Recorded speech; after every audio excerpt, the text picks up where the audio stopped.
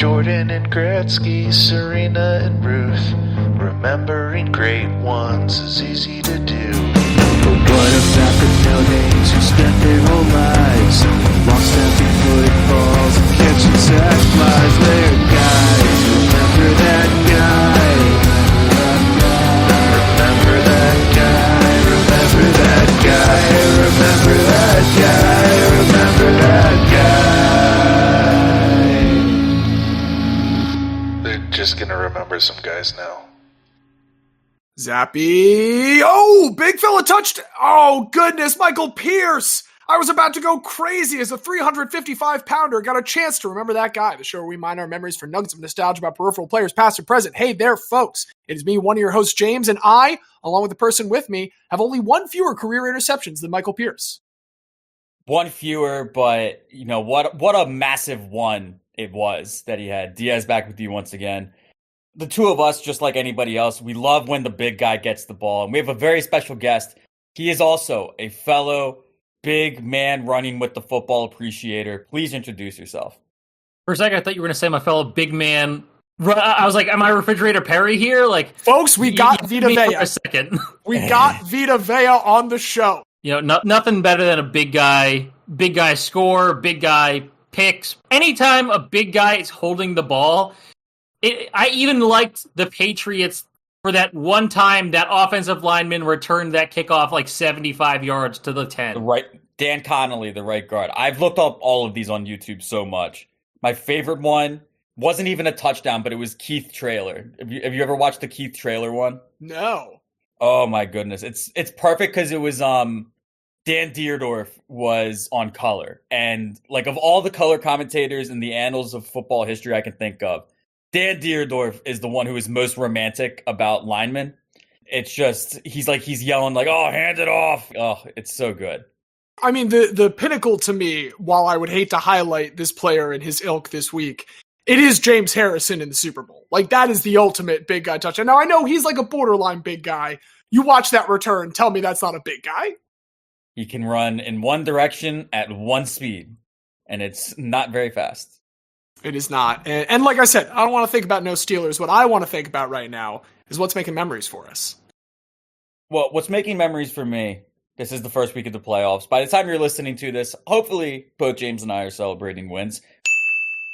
We could be split. It could be a devastating end to the season for both of us. But the one team that will certainly be playing next week is the Detroit Lions. I've been spending some time on their subreddit, and this is going to be an incredibly deep one. I'd be shocked if either of you knew about this, but there is a fan that posts on there frequently who is known simply as Unk. Do you know about Unk? I have heard Unk referred to because I follow a bunch of University of Michigan people on Blue Sky. I've never looked it up. Straight up for a long time, I thought they were for some reason referring to UNC. So I do know of Unk, but I'm happy to learn more. Well, I'm going to send both of you his Reddit page right now, and we'll post it in the Discord when it's appropriate as well. But Unk is just very simply, his username on Reddit is oldschool1961, and his entire post history is just him in the exact same pose every time. I would think it was just the same picture if it wasn't a different jersey, a different t-shirt or hoodie each time.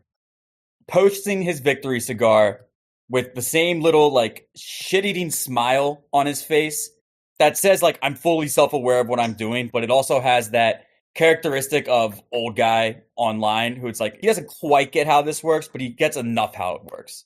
He understands everything he needs to and is fine not knowing the rest of it. Exactly. He's I just like my cigars and I like the Lions, and I don't know why you guys like that I like the Lions and my cigars so much. But I'm just glad to be here celebrating the win. This is pretty good. He's got a shitload of cigars. Very clearly a connoisseur. This isn't some he just went down to the gas station and got a couple Black and Milds. This is a connoisseur. And not to be mean, there was a big stretch of time where he could be acquiring these and not going through them at a particularly quick rate. There's at least 1 year that he wouldn't have lit up a single one. But I think universally, and James and I both, if it's not going to be our teams, we don't get the Bird Bowl, Bills-Lions is what I think all of America would love to see. We'd love to see one of those fan bases finally break through. And it's just little things like that. Like, Unk is hilarious with posting online. And also, he's a 63-year-old man that's been a Lions fan his whole life and has never once seen them even make the Super Bowl. Yeah. So it's the things like that that's just like, you know what? I hope Unk does get a nice February cigar at some point. Maybe not this year. I'm still hoping Bird Bowl, but I hope at some point he gets his February cigar. This is like if my dad, pretty much that exact same age, posted the text messages that he sends to our family after every Ravens game online, and also was a little bit more pathetic. Love you, Dad, and no offense to Unk. He's seen some victories, so I don't want to Unk is a real one, and Tucker is also a real one, but I don't want to act like he's had to go through the same level of suffering. Yeah, I mean, you lose the team that you grew up loving, but the one you also get wins 2 championships. He's from Delaware. He didn't give a shit about the Baltimore Colts. Oh, incredible. Even better. Everything comes up, Tucker. And hopefully, if everything doesn't come up Birds in this playoff run, I do hope that everything comes up Unk. Well, we've got Unk on one side. Here's what I'll ask. Xavier, are you a bummer this week? No. Okay, cool. I will take the middle spot. I want to take a moment to talk about the 4th overall pick in the 2008 MLB draft for the Baltimore Orioles, Brian Mattis. Just a part of this huge group of pitchers that everyone kept telling us was going to be the future of the rotation of the Orioles. Jake Arrieta, Matt Hobgood, Hunter Harvey, Kevin Gausman, Dylan Bundy, Zach Britton, Brian Mattis. You may recognize that none of those names were particularly good pitchers for the Baltimore Orioles. So a couple went to other teams, were totally solid. A couple of them had really good careers in the bullpen. And Brian Mattis was sort of somewhere in the middle of there. He had a solid bullpen career with the Orioles. He became really one of the last great loogies in the sport from 2013 to 2015. From that time, his ERA against left-handed batters, 2.33. His ERA against right-handed batters, 4.59. Absolutely absurd. The extent to which he could only get left-handed batters out. And we will probably never see anyone with that kind of a specific job again because of the 2020 rules about minimum batters faced. While that was originally for roster reasons, now it's just stuck around, and it has kind of done away with the archetype that Brian Mattis fit into. His skills as a platoon guy cannot be overstated. David Ortiz was 4 for 29 against him, which is why his status as an Ortiz killer ends up being what led off a lot of articles about him this week. The sad thing about those articles is that they were largely obituary. Brian Mattis did pass away this week at the age of 37. That is not how I remembered Brian Mattis when I first heard of this. When the news reached me, I was thinking back to 2010, which is coming off of an amazing, what should have been breakout season for Brian Mattis, who is still in the rotation at this time. He put up 2.8 WAR this season. That 2.8 is a very large portion of his 2.2 career WAR, and that is not something that I am saying incorrectly. This was a very, very good season. And so in September of 2010, that might explain a story that I shared online, but I'm going to share here as well. I went to Virgin Free Fest, music festival that was being held at the time in Merriweather Post Pavilion over in Columbia every year. Saw a bunch of great bands that day. Some absolutely phenomenal bands. Joan Jett, Baltimore Orioles legend, was there that day. And another band that was there was Pavement. Are you guys familiar with Pavement at all? No. Haven't heard of them. I'm not shocked because we would have back in the frat house referred to them as James Music, and I don't think I've ever personally played them for you guys, so I didn't know when else you would have encountered them. But Pavement, fronted by Stephen Malkmus, was a cool indie band that had broken up for a good chunk of time and actually just come together here before 2010. So the fact that I was seeing Pavement, unreal to me. They're very undisciplined during this set. They're fucking around. It was still a lot of fun. And at one point between songs, Stephen Malkmus just started pulling the crowd, hey, what Baltimore Orioles should I dedicate this next song to? Now, I'd be shocked if Stephen Malkmus knew any Baltimore Orioles prior to this. He does not have any dedicated Orioles fandom. But the crowd cheered back, and he heard all of these names, and for whatever reason, he picked Brian Mattis. Stephen Malkmus dedicated a song that night to Brian Mattis, and despite many years of watching Brian Mattis on a baseball field, this is what I remember about him. That is the most core memory about Brian Mattis, one that fundamentally does not involve him being there in the slightest. But that is how I remembered him. Many newspapers chose to remember him just in terms of his relationship to David Ortiz. We talked to a friend of the show, Andrew Abbott, the other day about this. He was a Cubs fan, of course, when Brian Mattis had his one-game appearance in 2016 with the Cubs, in which he got absolutely shelled. 3 straight innings with 2-run home runs to start the game, yanked after that. And the Cubs eventually win in this bizarre 12-inning marathon that ends on a John Lester walk-off bunt. And it is apparently referred to as the Mattis game, despite the fact that he put up 6 earned runs in 3 innings.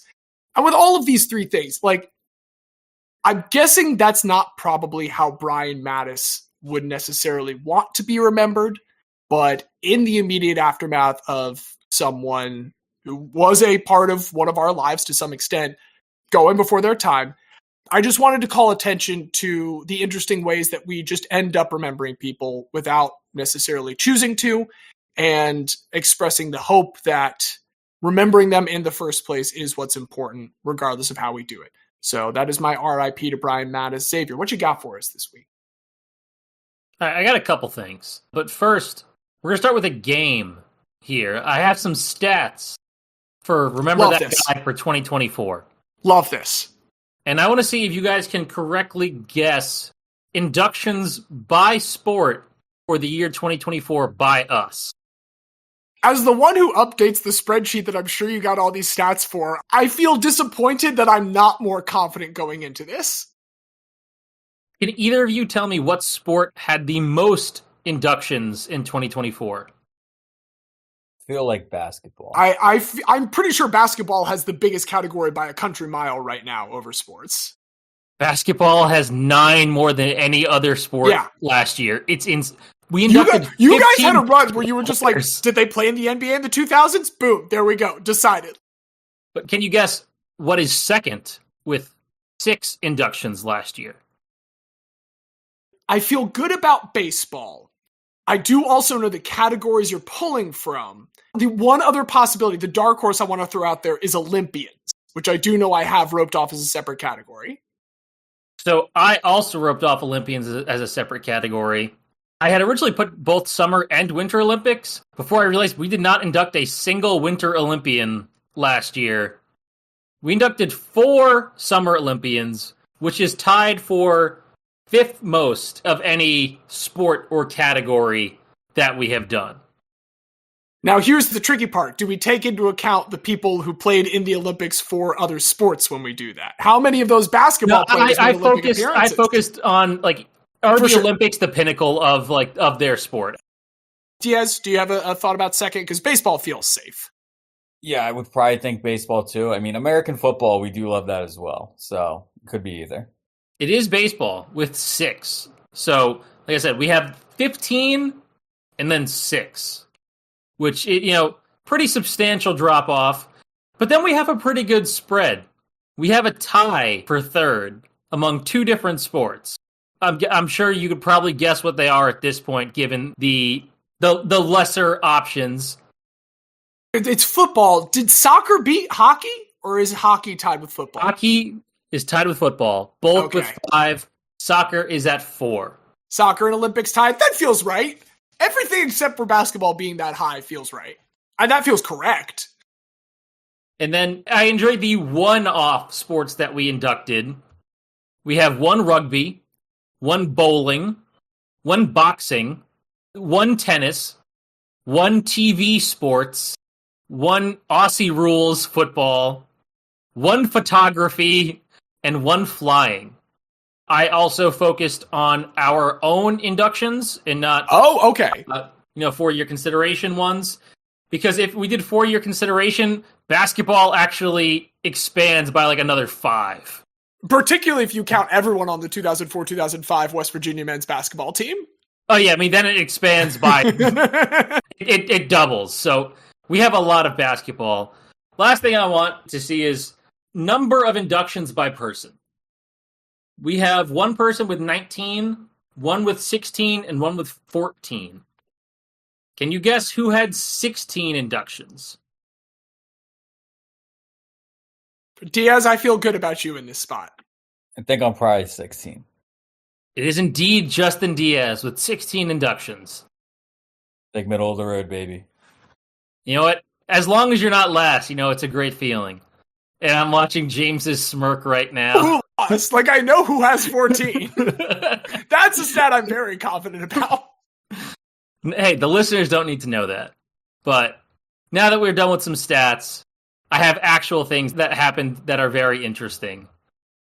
First off, the U.S. did beat Finland for the World Junior Gold, as mentioned in the last episode, so I just need to close the loop on that. But did either of you watch anything about the TGL yesterday? So I flipped to it because I just saw that I was like, the golf league. I've never heard of this. Has this just been around? And I tuned in for literally like the literal last putt of the entire competition. It was like the guy made the putt and it was like, okay, that's it. So that's all I know. It looked like it was an indoor thing. DJ Khaled was there, if the rollout is to be believed. That's all I got. So the good news for you, Diaz, is that that's not the end of the competition. That's the end of the first match of the season. The TGL is a new indoor golf league that is set up into teams and is owned by Tiger Woods, Rory McIlroy, and some other guy. I can't remember his name. It was like Mike McCrary or something. What's fascinating about TGL, which apparently had over 1 million viewers on ESPN yesterday, and people actually really liked it, is that they built an entire indoor complex, and this is how this match is set up. There is a massive 6-story virtual screen, and there are 3 different surfaces to drive from. One is fairway, one is rough, and one is sand. And it's actual real rough, real grass, real sand. And after you drive from the tee, you see it go on the virtual screen, where you play it from the substance of wherever it lands. But once you get within 50 yards of the pin, you turn around and go to the indoor play, where they have a massive indoor green and like space around it that rotates 360 degrees, has multiple pin locations, and has smart technology grass. This is what I was waiting for. An elevation. It's a holodeck. So they've made the closest thing that is actually possible to holodeck golf.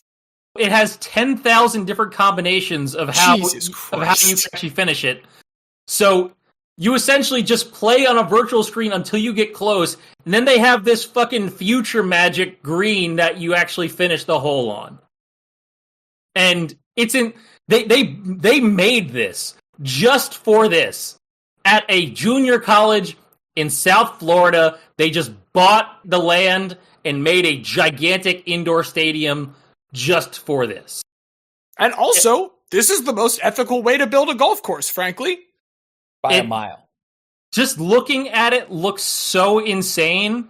I watched the video to describe how the green works, and I still don't understand how they do it.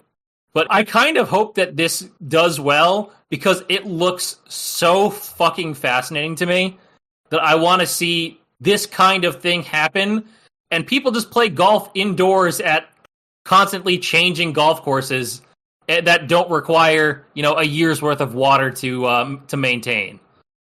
And I mean, indoors, the weather's never a thing because, us 3 living in the Northeast, it's brick right now. Like, it is brick. God, it's so cold. And in our magical holodeck indoor golf course, it's never brick. It's always a very nice 69 degrees, no rain, just very nice. Then the last thing I have to bring up real quick, and I'm sure Diaz either saw this or is aware of the person in general. There was a great athletic article yesterday titled "NBA Greats Think This D2 Coach is a Basketball Genius, so why don't you know who he is?" And this is about Jim Crutchfield, the Division II coach of Nova Southeastern. The only lower division coach I know is Herb McGee, the shot doctor, beloved on this show. Well, Jim Crutchfield, winner of the Clarence Big House Gaines Award in 2023, yes, was the head coach at West Liberty in West Virginia, and then at Nova Southeastern. His record is 540 and 85 in college basketball, including the last 3 years.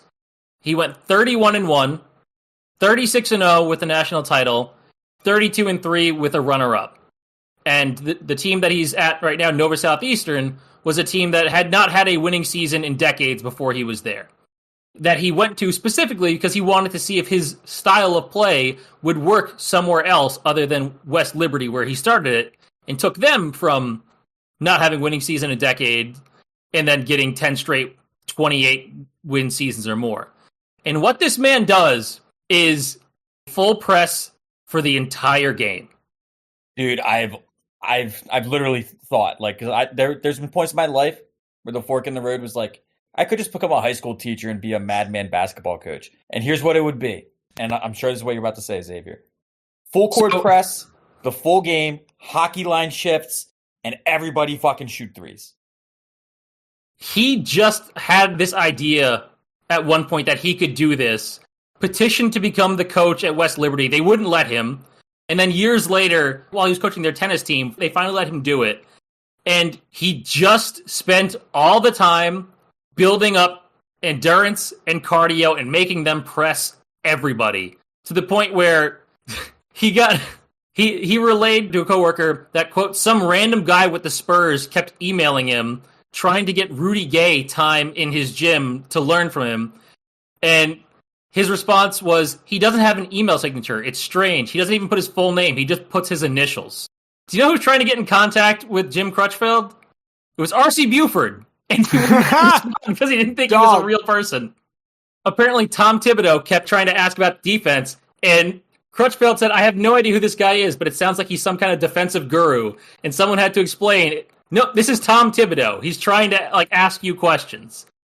His pressing is so effective. They give an example of a game that was tied with a couple minutes left in the first half. But the other team was so tired that the game ended with them winning 100-60. The other team could not play in the second half because they were just destroyed for being full court pressed for the entire game. Quote, we call it the brainwashing process of trying to get guys closer and closer to what they're capable of. You say things as a coach like, play harder. Everyone hears it, but I don't know if it affects them. And I thought I need to prove it to them and come up with math. It's a coach that said play harder. No, really, that's the whole strategy. Just play harder. And apparently he tried to do it at a coach's clinic with other coaches, and they called it the transfer drill. Want a kid to transfer, make him do that drill. And so no one else has been able to replicate it. They don't understand why kids will do it for this man, but he has been successfully able to turn two schools with no basketball history into national championship contenders solely by playing really, really hard and pressing the entire game. Legitimately fascinating. Diaz is thinking about his next career move at this point. Well, so I guess, were you able to come up with in your research, I would assume they at least go 10 deep and, with a fairly egalitarian minute split. I don't know, what their rotation looks like, but I bet I could find out. Yeah, let's take a look. I'm on their athletic website right now. This is crazy timing by you, Xavier, because they just had their first loss of the season last night. Dude, all the starters play over 30 minutes from at least that game. No, granted, so it looks like in their games that are blowouts, obviously the minutes are going to be more split. I'm trying to look at some closer games. Yeah, any game that's within 15 points, it looks like all the starters are playing at least 26. Ooh, I got the 2023-2024 stats up. Oh, okay. Their rotation is 11 deep. For last year, they did not have a single person average more than 25.7 minutes per game, and only one person reached that. But they had everyone else average at least 11 minutes per game. So they are constantly rotating guys in and out. There is one guy I saw played all 45 minutes of an overtime game that they had this season. So I just want to real quickly, 40 minutes in an overtime game. But Tyler Eberhardt, cardio king, you have a future as a marathon runner after your basketball career is done. You talk about the transfer drill there, the idea that this is like this crucible that is turning these few players that can make it through into, Tyler Eberhard right there. We've got a hell of a guy. It would be understandable, though, if someone saw that and sought out greener pastures. And maybe it wouldn't turn out as well for those players if they did do that. And that's kind of the idea that we want to talk to today, folks. Hey, welcome to my segue. For this week, we are talking about guys for whom the grass was not greener. What does that mean? Well, a lot of guys' situations that we have discussed on this show are kind of born out of the circumstances that these athletes find themselves in. We here venerate guys, but we have also talked about the fact that to some extent it is damning with faint praise. There have been a lot of instances where maybe a guy could have been great somewhere else. Maybe some greats could have been guys if they'd gone somewhere else, but everyone ends up finding their place in the world. But some guys do then look elsewhere and try to see what else might be available to them. And some guys have had the chance, after finding themselves in these situations, to go elsewhere, to see what better possibilities or different possibilities and opportunities are out there for them. And they have found that what they had previously wasn't that bad. And maybe sometimes in the very best of cases, these guys are lucky enough to make it back. And that is the case with my guy. In fact, the way that he gets back easily makes him my all-time favorite Red Sox. That is the power of the story of him returning to the green monster and green pastures. And that is the story of Doug Mirabelli. Okay. So I see we all have some passing knowledge of Doug Mirabelli, a future Red Sox, but he does not begin in Boston. If you look up Doug Mirabelli, you will see that his place of birth is listed as Kingman, Arizona, but they are not there for too long. The family moves pretty quickly to Las Vegas, that in modern days has given us dudes like Chris Bryant and notably Bryce Harper. This is the crucible in which Doug Mirabelli is going to be forged, and it is a hotbed even then. He goes to Valley High School, and he is joining the team right after future Hall of Famer Greg Maddux has departed the team, but he then becomes one of the new stars here at Valley High School.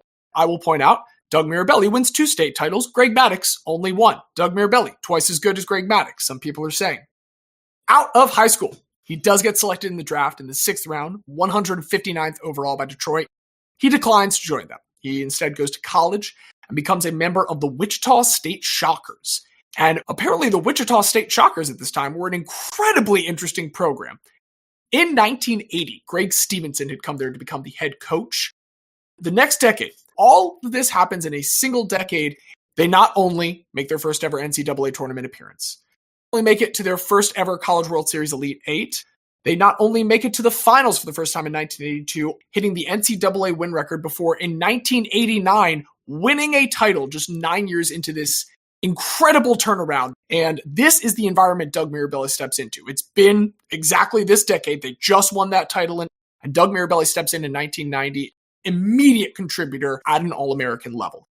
He is their catcher, and during his time they make 3 more tournament appearances, twice more reach College World Series. They do not win. But Doug Mirabelli is an All-American that whole time. He boosts his stock, not enormously, but does boost his stock slightly in the draft. And after his junior year, he is now selected in the 5th round, 131st overall, by the San Francisco Giants.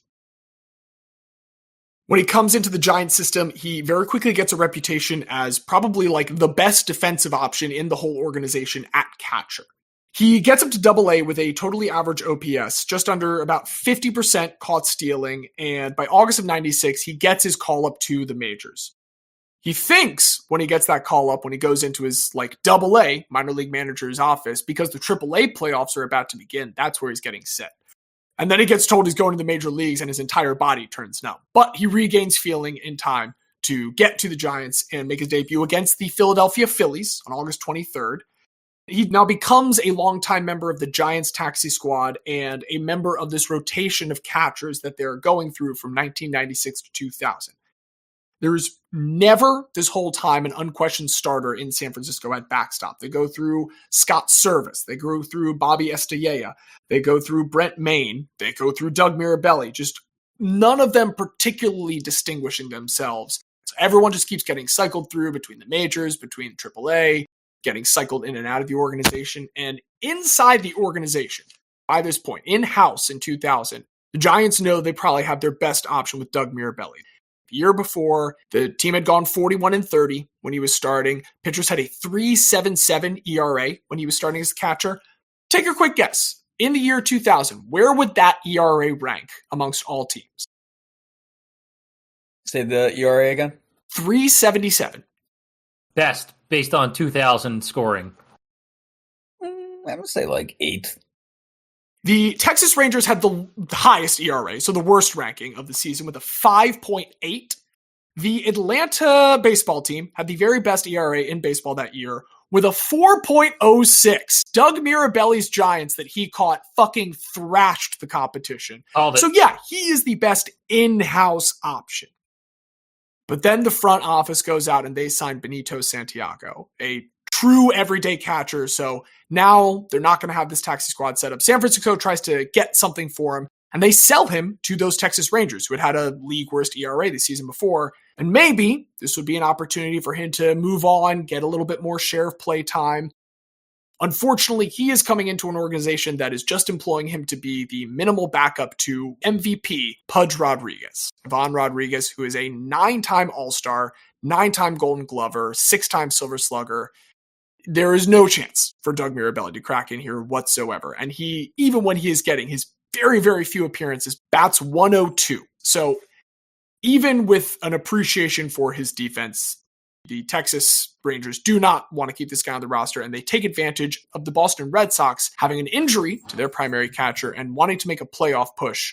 They see they need an injury replacement, so they ship Doug Mirabelli out on June 12th, 2001, and this is how he becomes a member of the Boston Red Sox. For the rest of that first 2001 season, in a timeshare role, he does a lot better. He bats .270 in his 54 games there, and so he's going to remain in the catcher's room coming into the 2002 season. Jason Varitek was the player that had been injured and had made room for Mirabelli. He's fully back and healthy now, but there is still room because the other catcher, Scott Hatterberg, signed with Oakland to go over and be played by Chris Pratt instead. So he's out of the way. He's going to go be first base with Ron Washington helping him out. Now we've got the catcher room of Jason Varitek and Doug Mirabelli. And Varitek is a fine catcher, but unlike Pudge, Mirabelli is a better defensive catcher than him now. So he's got a little bit of that value to the team. Because of that, they pair him early on with a couple of volatile starters that they're trying out of the rotation, Darren Oliver and Frank Castillo. Neither of them particularly good this season. Both are demoted by the time we reach July 23rd, 2002. And on this day, the Sox bats crush the Tampa Bay Rays. It's 22-4. Offense absolutely embarrasses Tampa. However, it was the other side of the ball that really held significance for Mirabelli and for Boston, because that is the first time that he formed a battery with the starting pitcher, Tim Wakefield.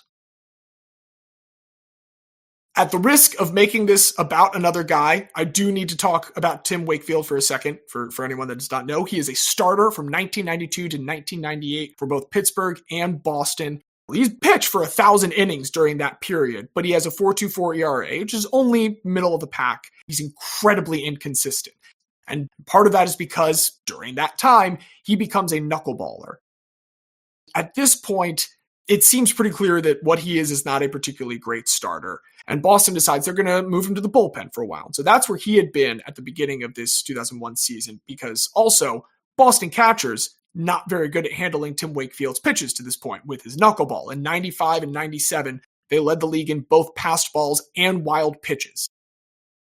This is partially the reason that they invested in Varitek in the first place. Like, hey, if we're going to have a kind of crazy catcher, and we're also going to have not particularly good defensive catchers, let's get this prospect from Seattle, make him one of our main dudes.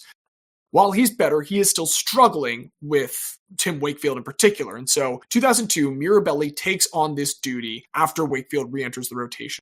Down the stretch, Tim Wakefield pitches to an 8-2 record with Mirabelli. Going into 2003, they're paired full-time. Mirabelli this year catches all but 2 of Wakefield's 202 1/3 innings pitched. These are the only 2, 2002 and 2003, back-to-back years of at least 3 WAR in Tim Wakefield's career, all coinciding with the moment that he finally links up with Doug Mirabelli.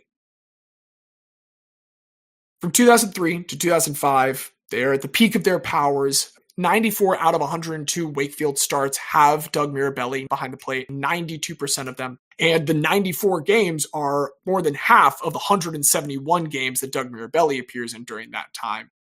During this time, Wakefield's whip is down. His walks are down. And I'm just throwing 2003, 2005 out there as a range. But there is, of course, one incredibly important year exactly in the middle of that, 2004. It is the single best season for Doug Mirabelli at the plate. 124 OPS plus that season. By far his best year at the plate. The Sox reached the ALCS, and it is a rematch of the 2003 ALCS between them and their hated rivals, the New York Yankees. This is, in our lifetimes, the peak of Red Sox Yankees. And after Aaron Boone had devastated them the year before, and after dropping the first three, looks all the world as though the Red Sox are again going to get stomped by their rivals. Then they rattle off 4 straight, coming back from the only 3-0 deficit in baseball history to be successfully overturned. I will say, Doug Mirabelli does not really factor into the ALCS. But because of the way that the rotation falls during that ALCS, Tim Wakefield starts game 1 of the World Series against the St. Louis Cardinals. And you bet your sweet bippy that Doug Mirabelli is right there behind the plate to catch it. 1 for 3 with a run scored in the game. It ends up being the first Red Sox win since Game 5 of the 1986 World Series against the New York Metropolitans. And he is right there at the center of it. He gets to be a part of what is eventual sweep and the Red Sox first World Series since 1918. Then in 2005, going away from necessarily team success, he is able to have Tim Wakefield have basically his best season ever. Career high 225 and a third innings pitched. But after that year, despite the success they've had, it is starting to become clear that one roster spot for this catcher, maybe it's not the best allocation of resources for the Red Sox. So the Red Sox decide they're instead going to use Josh Bard as a backup, and they trade Doug Mirabelli. They send him How could back they out do west. this? It's devastating. They send him to the San Diego Padres, and here's the thing. I don't think they are trying to do wrong by Doug Mirabelli. He's a beloved member of the team at this point. And to recap, Mirabelli left college early for the majors, but could never really grab a top spot in the Giants organization. He gets traded to Texas, but is then even more overshadowed by Pudge Rodriguez. He gets traded to Boston as injury relief and finally gets a home, but he can only have that home if he remains the backup. And now he's being sent out again, but this time, things are going to be different. In December, he comes to San Diego as a member of the Padres. He is set to be the full-time starting catcher until 2 months later when they decide to bring in Mike Piazza, who would once again relegate him to backup status. And through a month with the Padres that first year, he's batting 182 with a 308 OBP and a 227 slugging. An atrocious line. Anytime the on-base is that much higher than the slugging, you're just not hitting the ball well. Looks just as though he is going to get burned by another move, even worse off than he was because he was offered an opportunity that turned out to not be what we thought. And all of a sudden, opportunity presents itself again. It is clear that he has no place here. And it is also clear over in Boston that Wakefield misses his dude. He pitches to a 1-4 record that 1 month without him. And he does not have a high strikeout rate, but he has lost a full strikeout per 9 innings. And so San Diego and Boston get back on the phone. On May 1st, 2006, Boston is going to host the Yankees for an ESPN primetime game. And it is the return of Johnny Damon, who he is not my guy, but another guy who sought greener pastures elsewhere. And by green, I mean Steinbrenner money. He is going to come back to Boston for the first time since that mega contract. Wakefield is slated to start. GM Theo Epstein thinks this team needs a shot in the arm. And around 10 a.m. that day, he completes a trade with his Padres counterpart, Kevin Towers, to reacquire Doug Mirabelli. I should mention that's 10 a.m. Eastern time. That is 7 a.m. Pacific time. And that is where Doug Mirabelli has just found out he is starting a game in Boston that evening. Boston gets a private plane to Logan Airport for that evening's first pitch at 7:05.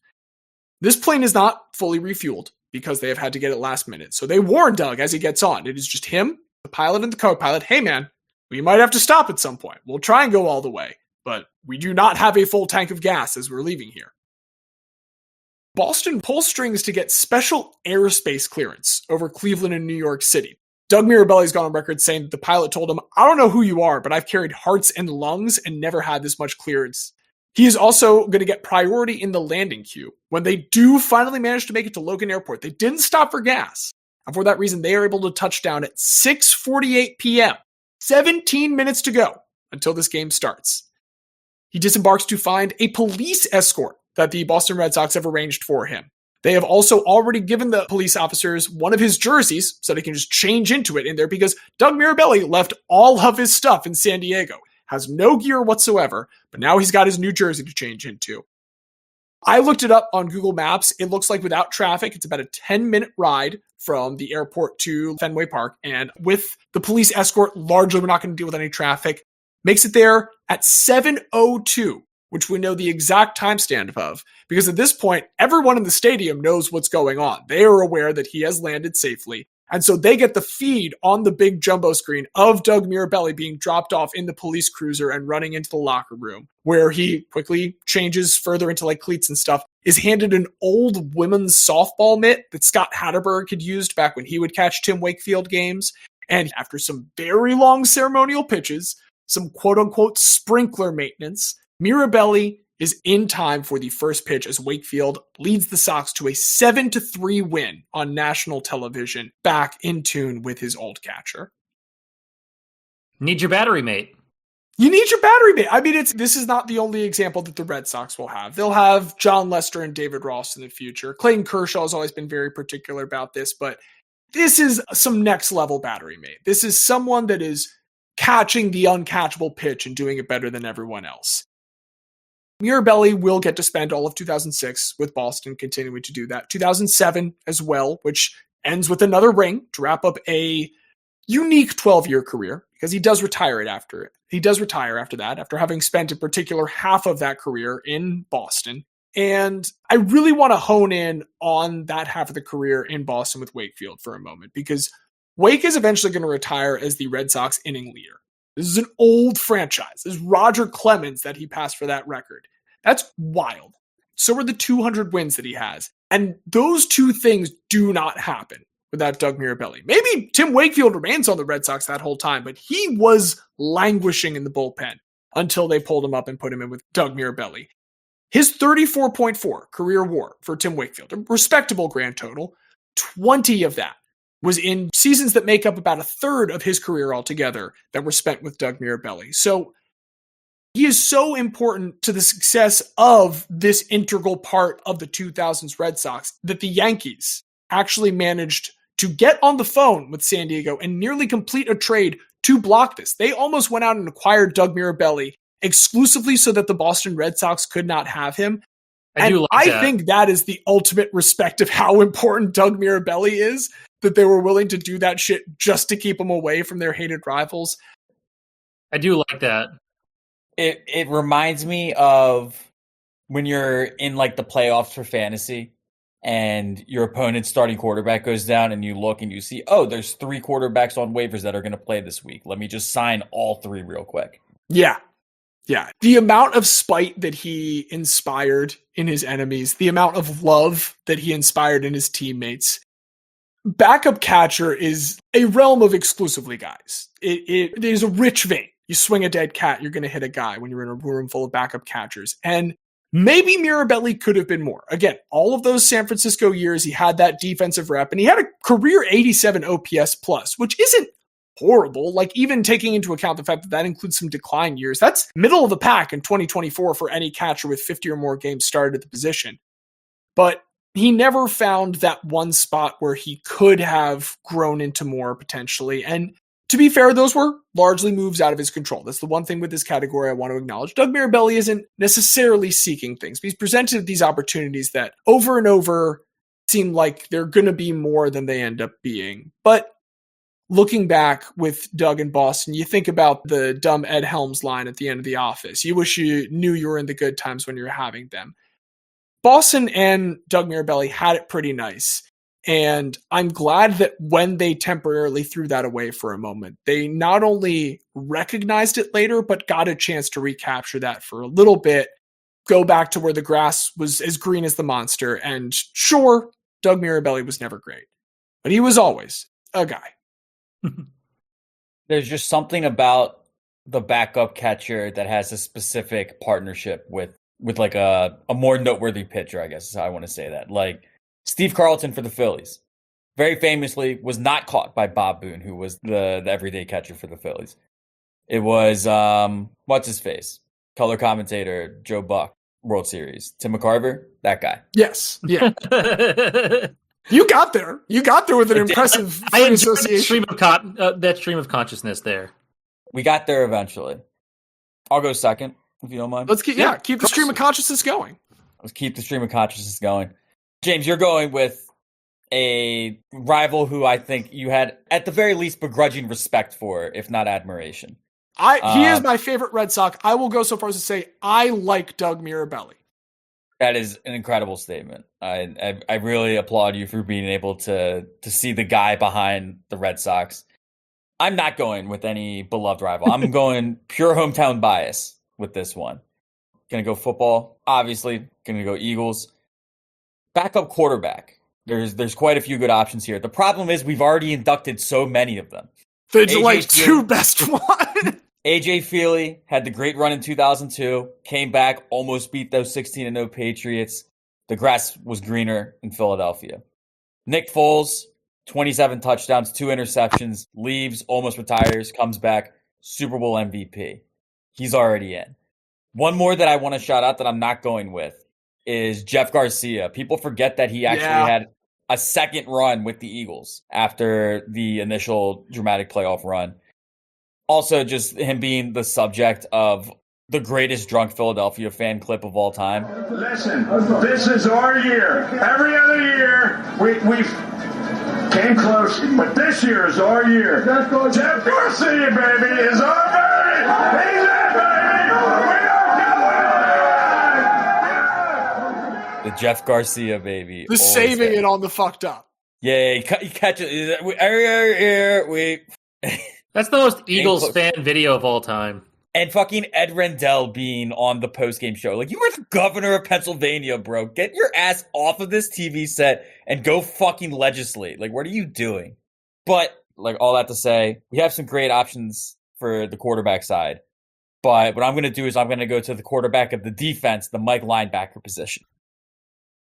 My guy, when he came to Philadelphia, it was via a little bit of an unconventional route. He was coming from enemy territory. But he very quickly became a fan favorite with his hard-hitting tenacity. Every tackle was punctuated by his signature celebration, an axe chop. He's one of the forgotten great linebackers of the aughts, and he's my guy this week, the Axe Man, Jeremiah Trotter. Okay. Jeremiah doesn't have a middle name Trotter, was born January 20th, 1977 in Hooks, Texas, which is a small town. It's got about population 2,000. If you're thinking imagine Texas in your head, not the part that juts up, but the top right corner of the rest of it. It's in the very far northeast corner of Texas. Okay, like right by the southeast corner of Oklahoma. Yes. Yeah, best to think of it like that. But if we know anything about Texas, we know the size of the town doesn't matter. Everybody there is going to be obsessed with football. But unlike everybody else there, Jeremiah Trotter was not allowed to play football growing up. He was one of 7 children born to Myra and Ethel Trotter. And the way the Trotters made their money is they got a whole bunch of trees, they chopped it up into firewood, and they sold it. And every single person of the family had to contribute. So from a young age, Jeremiah Trotter out there with the axe, cutting up wood, starting off with the small blocks. As he gets older, he starts getting the bigger blocks. And it's out of the question for him to be able to play football because this is how the family makes money. Every single part is essential. And also Jeremiah is one of the youngest of the family. His father was already 53 years old when he was born. So this Trotter pipeline has been building and growing in an ever essential labor force for Mr. and Mrs. Trotter. Shooting up like trees. I mean, like, it's to the extent that he had to do his homework on the bus ride home because as soon as he got off the bus, it was time to get to chopping wood. They'd keep doing it until midnight. And by the time he gets to high school, it's not just Jeremiah. All through middle school, he's begging, Dad, let me play. 6th, 7th, 8th grade, Dad's still not letting him play. By the time he gets to high school, it's not just Jeremiah. It's also his classmates and his prospective coaches because, as you can imagine, when you chop wood for 6-7 hours a day, you start to get pretty fucking ripped. So they see the potential for him to be a great anything. We just need this guy on a football field, and we'll figure it out after that. what Myra finally agrees to. He says, okay, you can play football. When you get back, we'll set aside your share of the wood. You still have to chop the wood when you get back from football practice. And so that deal is struck. And Jeremiah, finally allowed to play football as a freshman, just plays on the freshman team that year. But by the time he's a sophomore, he slides right into the varsity as starting linebacker and immediately makes an impact. Makes all district his sophomore year. He makes all districts his junior year. And his senior year, he adds a district MVP honor to all of that. So he learned how to play football freshman year and then made all district all 3 years that he was on varsity. Exactly. He had a 1-year learning curve, play with the freshmen, learn what football like terminology is. Obviously, he grew up watching it, but he never learned really the strategy side. And also, again, like this is a guy that goes on to become a Mike linebacker running the defense. So showing a very quick adaptability to the sport. And, you think, okay, 3-time all-district in Texas, this guy's got to have some major offers. But we also need to remember, he doesn't go into a private school. He plays for his local high school, population 2,000, graduating class is like 50, 60. It's a small school. So with that being the case, Texas isn't coming. Texas Tech, A&M, Baylor, all the top programs. He's not quite on their radar, but Stephen F. Austin takes notice of him. They're about 3 hours away in Nacogdoches. Wait, hold on a second. If I remember correctly, are they not the Lumberjacks? They are the Lumberjacks. So there's a little bit of symmetry there. He's going to feel right at home. So why not go to Stephen F. Austin and play for the Lumberjacks? Unlike in high school, there's no learning curve for Jeremiah once he gets to Stephen F. Austin. He slides in as a true freshman and immediately becomes the starting Mike linebacker, running the defense even as an 18-year-old. The team that year is pretty successful. They make it to the 1AA playoffs. They advance to the semifinals, where they do get shellacked by Montana, 70-14. Really rough showing. But they make the tournament, make the playoffs, go all the way to the semis as a freshman. And we're seeing the potential that this program can have. Fueled by that disappointment, Jeremiah goes on into his sophomore year and becomes one of the best linebackers in all of 1AA. He racks up 133 tackles across 11 starts. He's named first team all-conference in the Southland Conference. He's named first team All-American, and he's named one of the 3 finalists for the Buck Buchanan Award, which is the 1AA equivalent of the Chuck Bednarik best defensive player in all of the country. Named as a finalist.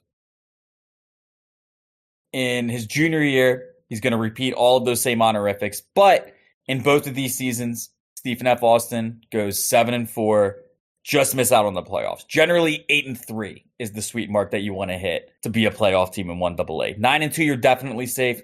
8-3, you're on the bubble. 7-4, you're going to be out. And this sets the stage for Jeremiah to potentially come back his senior year. You have this unfinished business. Can you lead Stephen F. Austin to a national championship? If all he was focused on was football, that's probably the route he would have went. But back home in Hooks, Texas, some family struggles did pop up. We mentioned that Myra was already well into his 50s by the time that he had Jeremiah. And after his junior year of college, his father is now 75 years old, getting sicker with age.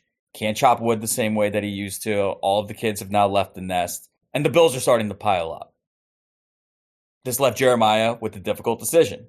Despite playing at the 1AA level, he does ultimately decide that for his family, he's going to declare early for the draft. Very unheard of to see a 1AA player declare early. Generally, if a guy thinks he is at that level that he's ready, maybe he's going to transfer into a 1A school, prove it on that level for a year, especially considering Jeremiah did still have his red shirt available. But again, this is all about being able to provide for his family, taking that risk. So he declares for the NFL draft at the youngest age that he's allowed to. When you're a 1AA player and you declare for the draft, even if you aren't declaring early, if you're entering the draft, one of the most important events for you is going to be the NFL Combine. Because that's where you're going to see if the athleticism matches up.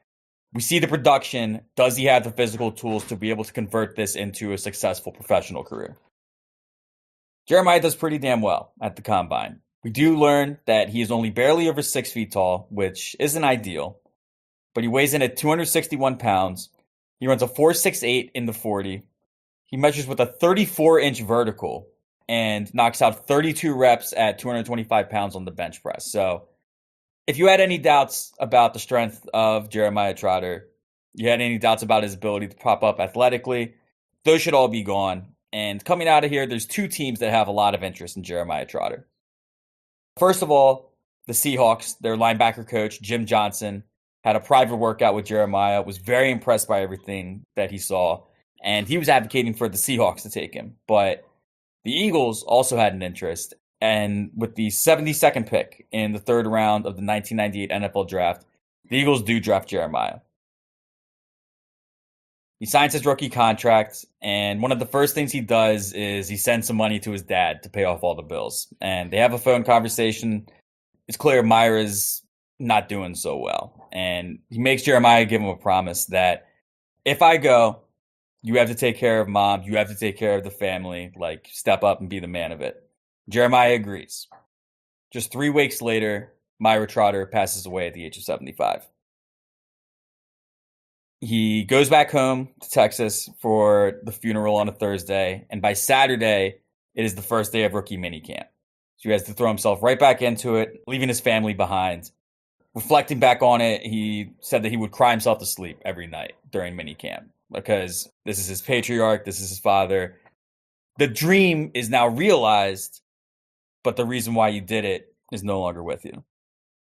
My question is to clarify, you said he was the youngest when he was born. Is he still, like, the youngest of the full family during this?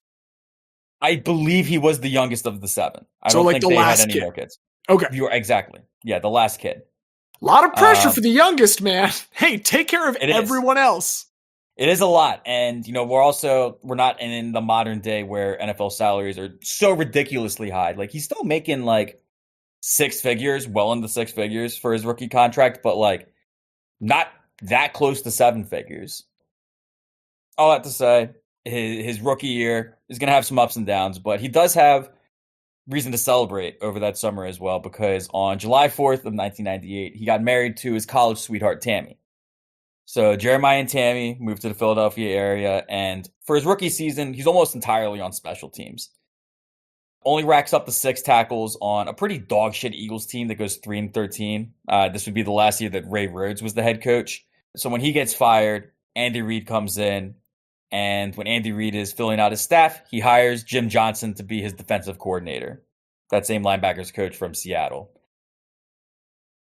One of the first things Jim says is he goes to Jeremiah and says, "You're the leader of my defense. Between you and Dawkins, we're going to craft everything around you two."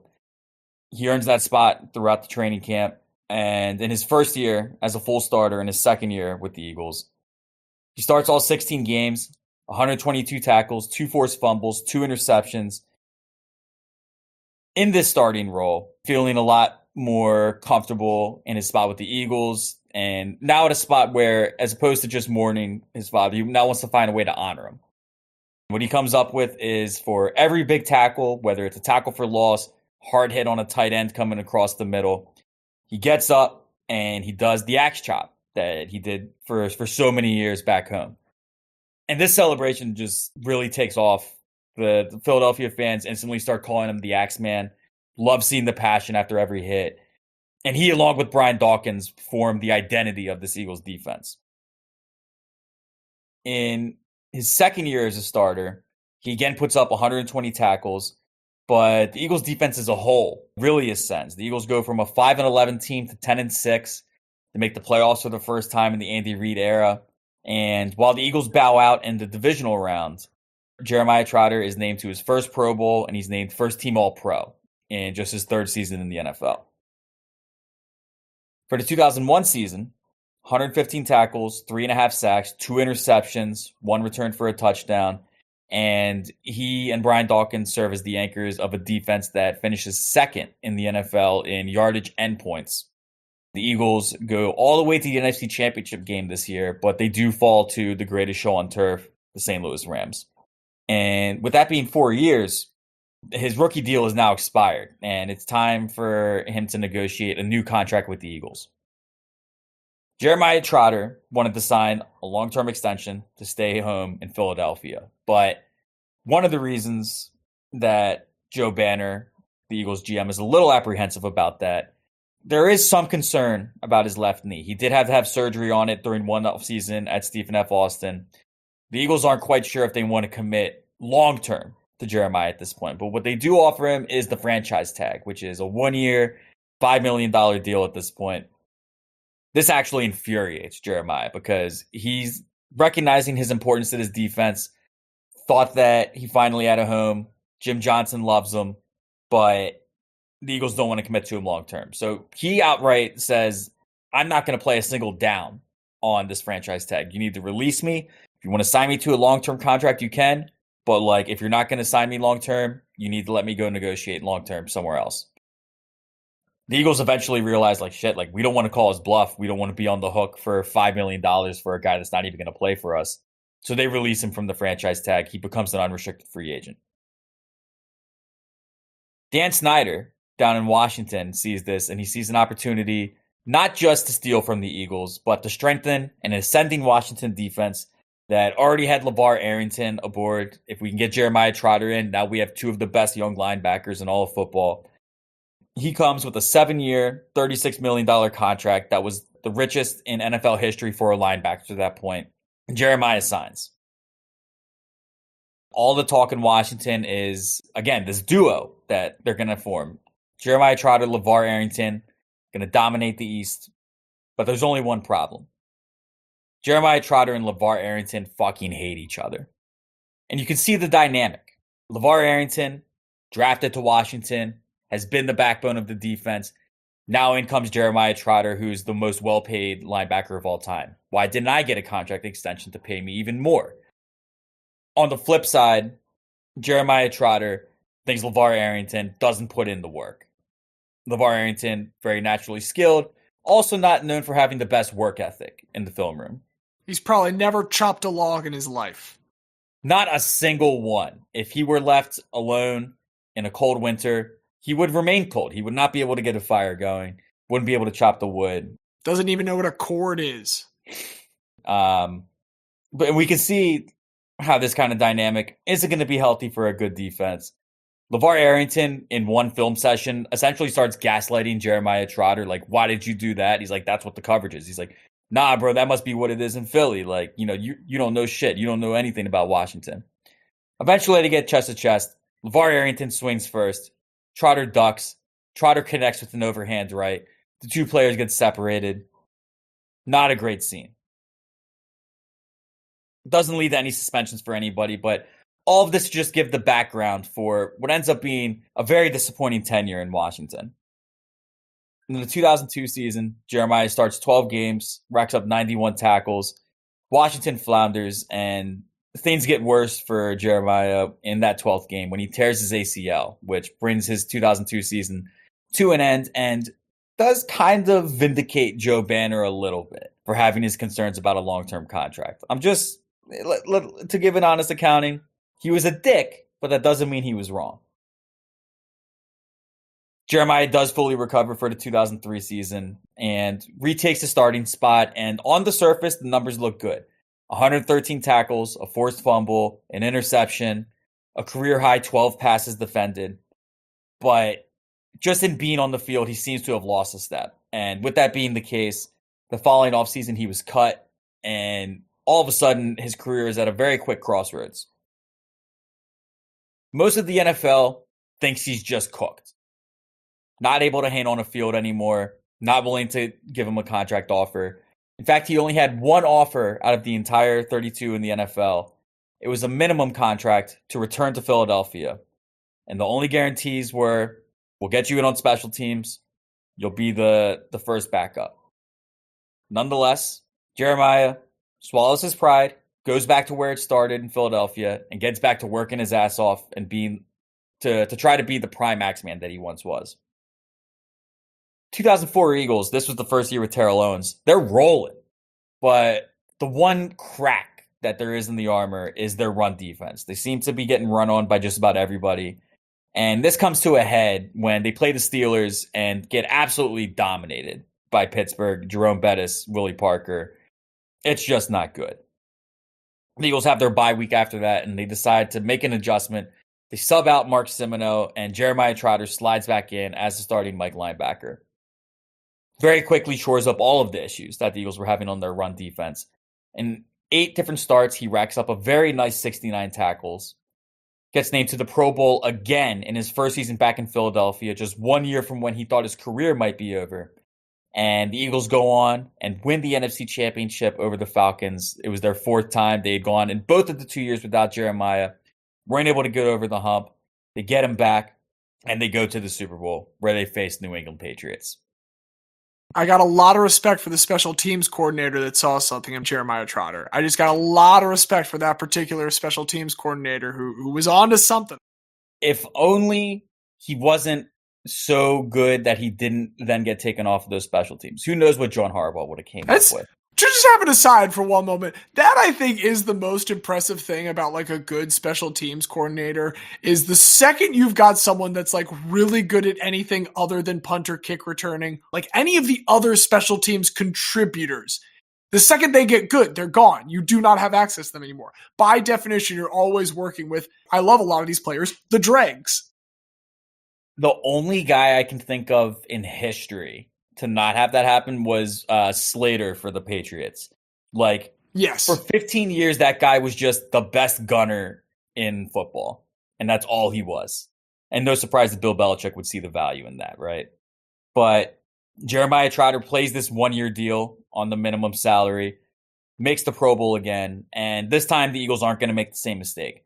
They sign him to a 5-year, $15 million contract. So not quite Dan Snyder, trust fund money, but still a much better contract, something to hopefully keep him here for the rest of his career.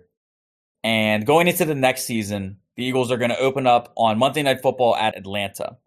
And this is where we get to the NFL rule that is created because of Jeremiah Trotter. In the pregame, obviously tensions are very high. Falcons want to come back from having lost in that NFC Championship. They want to show that they are a true contender.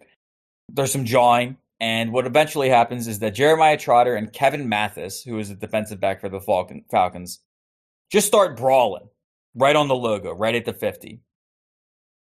Both players are ejected before the game even starts, which is a first in NFL history. And because of that, the NFL established going forward a DMZ of sorts between the 245s. The only people that are allowed in that range are kickers and punters. And the reason for that is because Jeremiah Trotter threw down before Monday Night Football and got kicked out of a game before it even started.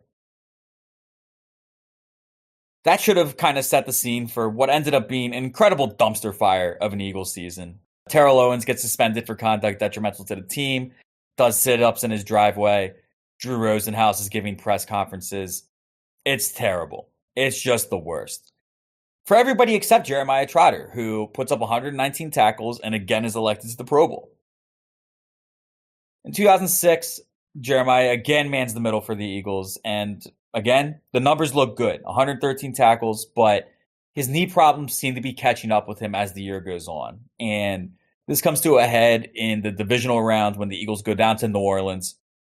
It's a close game back and forth, but what ends up being the deciding play is that Drew Brees finds Deuce McAllister in the flat. And Deuce McAllister, who, while was a very good running back, would never be described as shifty, just fucking breaks Jeremiah Trotter's ankles, goes in for the touchdown that eventually provides the winning margin for the Saints. And the writing's on the wall at that point. We're at that point in NFL history when running backs are continuing to be used more and more in the passing game. It wasn't just Marshall Faulk. It was LaDainian Tomlinson. It was Brian Westbrook. It was Priest Holmes. All of these running backs going out and taking advantage of that matchup against the linebackers. We're seeing a kind of changing of the guard in the same way that a guy like Roy Hibbert went from being a great rim protecting center to unplayable in the snap of an eye. This is kind of what's happening to linebackers like Jeremiah Trotter. And seeing that writing on the wall, the Eagles have no choice but to give him his release and try to move in another direction. He does still get another contract offer with the Tampa Bay Buccaneers, who he signs with for the 2007 season. but it was really just a depth piece. He only plays 3 games there, and seems like it's going to be curtains on his NFL career.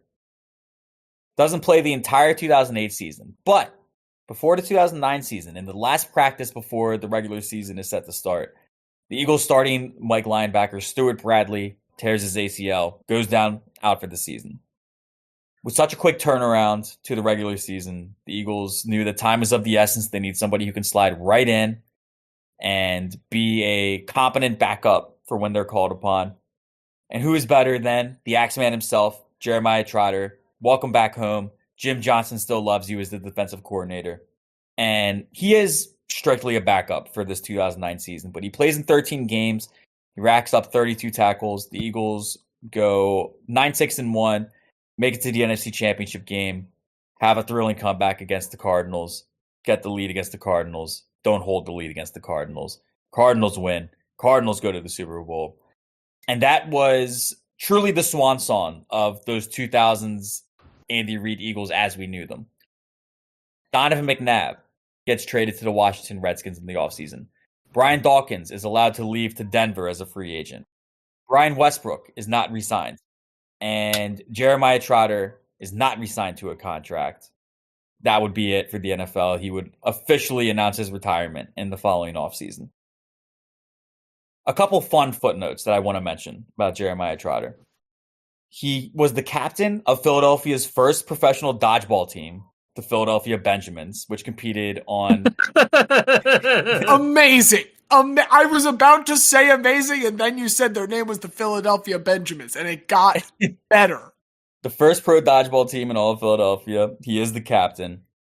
He also appeared in the 2013 independent film The North Star. I have no idea in what capacity. I couldn't find any clips about it. He's in a movie. I don't know if it's as himself or as a character. I wasn't willing to pay the $5 Amazon money from me to go watch and find out. But if you are, it's out there. Jeremiah Trotter's legacy has been honored and continues to live on in a couple of different ways. First of all, 2014, he was enshrined in the Stephen F. Austin Hall of Fame. And 2 years later, 2016, the Eagles inducted him into their Hall of Fame. Before I talk about his son, Jeremiah Jr., I do have to mention that, unfortunately, more family tragedy did come his way.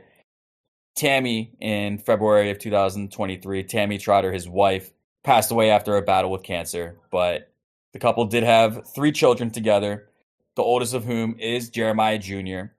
And following that tragedy in February 2023, he used it as fuel to have his best season as a linebacker at Clemson. He was named second team All-America in 2023, declared for the NFL draft thereafter, and in the 5th round of the 2024 NFL draft, Philadelphia Eagles selected Jeremiah Trotter Jr. You knew they were going to at some point. I'm impressed that they spent 5th round capital on that red meat for the team. Well, it's like it's a play the hits, but it's also I can tell you throughout this year, he's been active every game, just as his dad as a rookie, vital special teams contributor, and in the meaningless Week 18 game, he was the starting Mike linebacker and looked the part, looked very good in that 54 as well. We talked about the frat a little bit earlier. He's definitely a legacy. The Eagles were going to take Jeremiah Trotter Jr. The question is how good he could be in college we have to take him now in order to get him. And that's great to hear that he has lived up to it. But the fact that he'd already gotten to a 5th round is, I think, impressive. Right. Yeah. And like you said, it felt inevitable going into that draft. We're so glad it happened. And as Senior retells it, when Junior took the phone call, when he hung up the phone, all he said to his dad was, "We're staying home." Because Jeremiah never left Philadelphia. Continues to own car washes, various businesses in the area. He still lives in South Jersey. He very much has made the Philadelphia area his home. And when it comes to Jeremiah Trotter, there's 2 things that seem obvious. One, nobody was ever going to outwork the Axeman. He was always going to work the hardest of anybody in the building, squeeze every ounce of talent that he had out of himself. And number 2, the grass was always greenest in the midnight green of the Philadelphia Eagles. There's a lot of what-ifs and things to wonder as you look back on his career. From an Eagles fan perspective, what if he never left? those 2 NFC Championship games that we lost in those gap years, do we win one of them if we still have Jeremiah Trotter and that continuity on the defense? Would we have gotten a Super Bowl eventually with that core if we just keep it all together instead of allowing like the fractures to start forming there? And from Jeremiah's perspective, if he doesn't tear up his knee in Washington, if he stays in Philadelphia, and if everything works out there, are we talking about a guy that's not only in his university and in the Eagles Hall of Fame? Are we talking about a guy that could have been going to Canton if he was able to stay healthy, not tear up his knee, continue to evolve as the game moved in a more passing direction? We'll never know the answers to those what ifs, but I do know that there is one more hall that he does deserve enshrinement in, and it is our illustrious Hall of Guy, Jeremiah Trotter. Senior. Now I need to clarify. Jeremiah Trotter Senior. There you go. There you go. I could see him trotting on it. I enjoyed that very much. Xavier, we have one more person whose pasture has been grazed to different qualities. I'm not sure where I'm going with this metaphor. I am sure that we are going with your guy next. Yeah, so this is one of the tougher topics. At first, I wanted to talk about Alex Song, who left Arsenal for Barcelona, and it tanked his entire career. But as I told the two of you, years later, he said he was aware that he would never play, but it made him rich, so he was fine with it.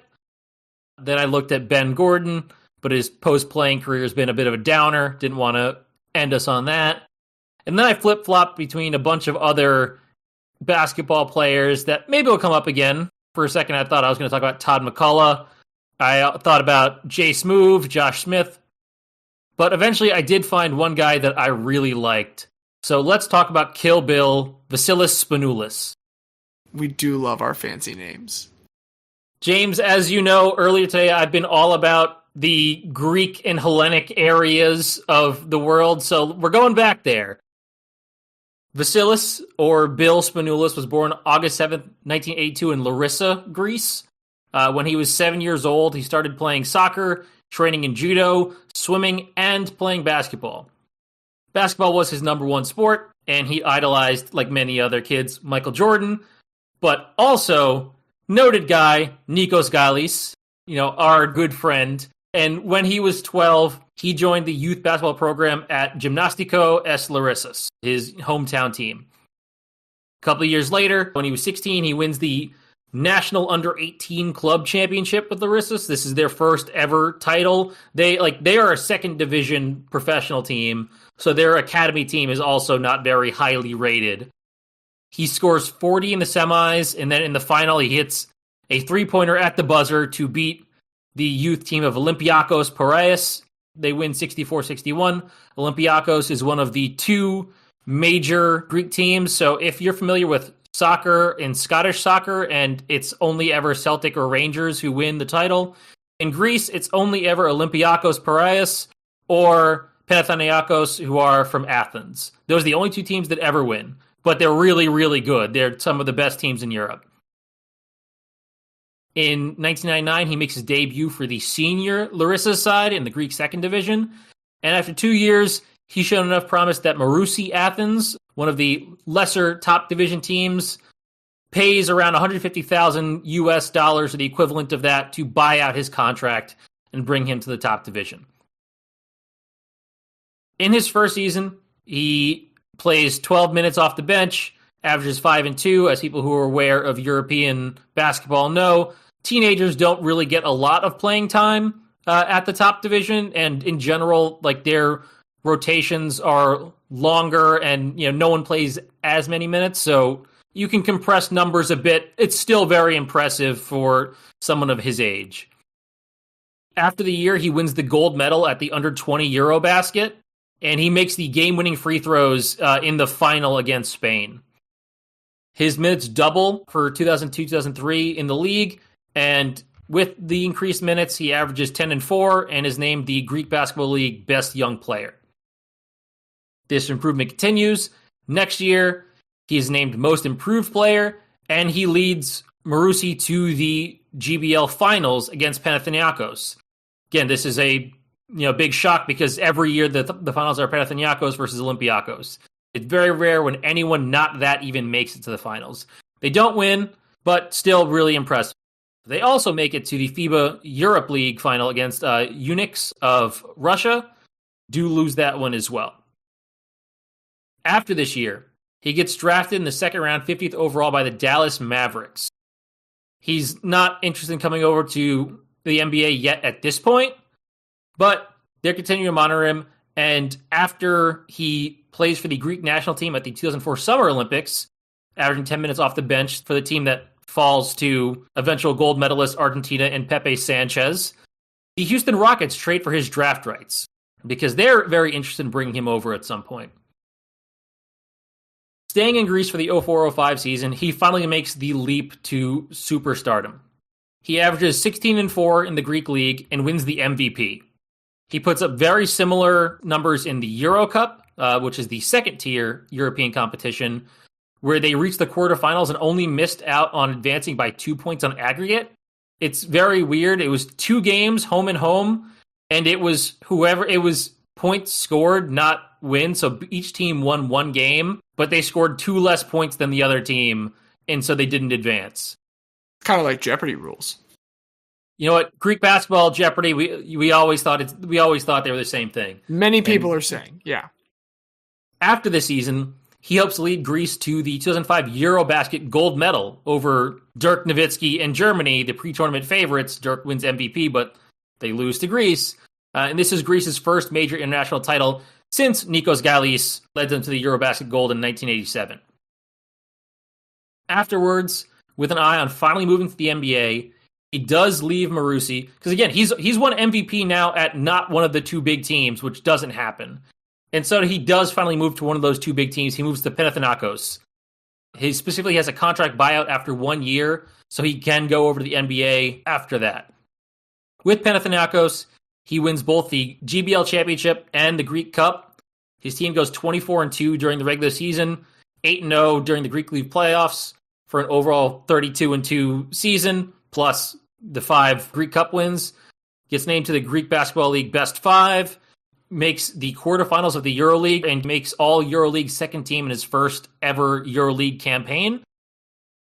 After the season, the Rockets pay a $400,000 buyout to get him out of his contract, and he's so excited to go to the U.S., he even takes a pay cut. Because at this point, he's very highly paid in Greece, where he's beloved, and the Rockets offer him a 3-year deal for a little under $6 million, which not a lot of money, is nothing now in NBA terms, still not a lot of money in 2006, 2007, but he was very excited to come to the NBA, and the Rockets seemed really excited to have him. Their GM, Carol Dawson, said he's a very versatile ball handler, he's a good finisher and a very good prospect, he wants to be a great player. Everybody's going to like this young man because he is a very hard-nosed player. We have watched his progress very closely. The director of player personnel, Dennis Lindsay, said that Panathinaikos is an NBA-level club and that he's relentless. He plays basketball like a fullback. He breaks through the line and does contact in a lot of plays, and they thought his game was going to translate really well to the NBA. Prior to coming over, he has one last stopover to do, and that's to go to Japan for the FIBA World Cup. Greece goes undefeated in the group stage. They blow out China and his future teammate Yao Ming in the round of 16. They blow out France in the quarters, and they set up a big semifinal against LeBron James, Carmelo Anthony, Dwight Howard, and the USA. And Vassilis leads Greece with 22 points as they beat Team USA in the semifinals of the FIBA World Cup. They do fall to Spain in the final, but at this point, he's coming over to the USA to fulfill his dream of playing in the NBA. He's on a high. He won everything you can win in Europe. And he just showed on the international stage that he can compete against NBA stars. However, after training camp, he wasn't really in the Rockets' rotation at all. After a couple weeks of not playing, Kirk Snyder breaks his hand. And this opens up a spot for him. Okay. I just thought you meant Kirk Snyder broke Vassilis Spanoulis' hand for a second. Snyder broke his own hand. That's a huge overreaction to nothing. No, Kirk Snyder breaks his own hand, and Coach Jeff Van Gundy says that Vassilis is going to take the rotation spot. He gets interviewed about this in the local, Houston sports media, and he says, this is why I'm working hard every day, so when the time comes, I'll be ready. I knew this time would come. I'm ready to play. I have a chance. I've played a lot of games with a lot of pressure. I want to go and try and help my team. Open to playing at any point. He said, it doesn't matter if I make 20 points or 0 points. I want to help my team win. If the coach needs me to play point guard, I'll play point guard. If he needs me to play shooting guard, I'll play shooting guard. I have to understand my role. It's different than what I used to play, but I'll do everything I can to help my team win. No pressure, no pressure. I'm ready for this. It took less than 2 months for all of that positivity to end. By January, he's glued to the bench every single game. It's not even a secret. It's very open that him and Jeff Van Gundy essentially hate each other. In another Houston sports media interview, he's asked about his frustration. He said, I came here to help my team, to put my talent on it and do many things. I'm a patient person, but I don't want to stay on the bench for the season. I came here to work hard and to play in the games. He said he was puzzled about Houston trying to completely change the way he plays basketball after clearly liking what they saw of him in Europe. He said essentially they were trying to take him from like a penetrating creator into a spot shooter. Quote, it's like asking a doctor to be a lawyer. Maybe they don't know what my strength is, because every time I play, I don't play to my strength. I was used to playing good defense, pressing all over the court, running on offense, playing a lot of pick and rolls and creating. Now they don't want me to do that. And apparently he was quoted in a Greek newspaper saying, there's always the possibility I might leave. It doesn't depend on me, but they can't keep me a prisoner. Jeff Van Gundy was also open about disliking him and not wanting to play him. Quote, this is what I told him. It's absolute naivete about how hard this league is to think it's going to be an easy ride. What he's going through is exactly what I expected would happen when I spoke to him over the summer. His response was one that worried me. Basketball is basketball. As I said to him, no, I played basketball. This is a whole different animal. He says, I was McGrady back home. Great, McGrady is McGrady here. I feel badly for him. He feels he was misled, and he just continues to talk shit on him like very openly about not being a good basketball player, which I don't think I've ever seen a coach do. But again, this is Jeff Van Gundy, and I know Jeff. I've seen a lot of Jeff Van Gundy. The only other person I can think of do this, and first of all, let me just say, anybody who has beef with the Van Gundy, I take the non-Van Gundy side, like all times. Fuck both Van Gundys. But it reminds me of, on the flip side, Paul Reed had just had a really good game for the Sixers, and like we have been like begging Doc Rivers to play him as the backup. And the first thing he said in the press conference afterward was, we're not going on the Paul Reed victory tour. Like, this is your own player. Like, why are you talking shit about him? Yeah, it was bad. And this is a nightmare for Vassilis. He only plays 31 games in that 06-07 season. He averages 9 minutes, barely plays the entire second half of the season. But after this year, the Rockets clean house. They get rid of Van Gundy. They get rid of Carroll. They have new head coach Rick Adelman and new GM Daryl Morey. And Morey really wants to keep Vassilis. He's very excited to have him. He says, we're not going to release him from his contract. We want him back. Adelman calls him multiple times, say, hey, I want to work with you. I want you on this team. Vassilis was not having it. According to his agent, Miodrag Raznatovich, he told them 10 times, I am not coming back. In the beginning, it was between him and Jeff Van Gundy. Now it is not. He didn't adjust the American way of living. I cannot survive. I must stay at my home. I've been trying for 1 month and a half to make them understand. This is crazy. Believe me, he sold everything. His car, his apartment. He's not coming back. I don't understand how they don't understand. He said, I cannot live there. I thought I can. I was very happy when I signed the contract. After 8 months, 10 months, I don't want a single second more. It's not about money. It's not about playing time. It's not about anything else. They could trade him to San Antonio, and he could be the starting point guard, and he would still say, no, I cannot. Can you give me a year, real quick, to remind me where we're at? This is summer of 2007. Summer 2007. So, like, Greece has recently gone through a major economic crash recently, like historic level one. And he is choosing to return to Greece rather than spend another second in America whatsoever. And honestly, I think that's something we should all sit with for a moment. I mean, the agent says his mother calls me crying, saying, get my son back. He says that America treats people like slaves. The agent says this. Historically. Spanoulis said it was very hard. The life was very different. I expected it to be a lot different, but I am very close to my family. I prefer to be with my family than to play in the United States. He said he does respect Rick Adelman. He respects Daryl Morey and the people of Houston, but it was just so terrible he could never come back. 1 week later, the Rockets do give up on trying to get him to come to America. So they trade him to the Spurs, along with a second rounder for Jackie Butler and the rights to Luis Scola. R.C. Buford does say later in an interview that they really wanted him to come and they thought they could convince him, but he just refused to come back to America.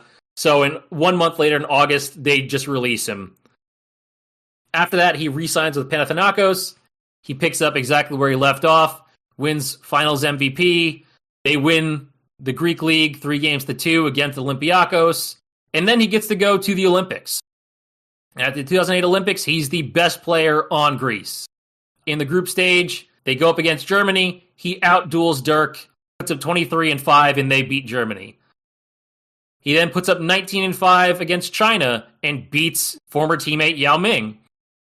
Fortunately, they do again run into Argentina and lose 80-78 in the quarterfinals. I don't know what it is about Argentina, but they just have Greece's number at this point. But it's okay, because the next season is an all-timer for Vassilis. With him leading the way, Panathinaikos wins the European Triple Crown, one of only a few teams to ever do this. He's regular season MVP for the GBL as they beat Olympiacos for the title again.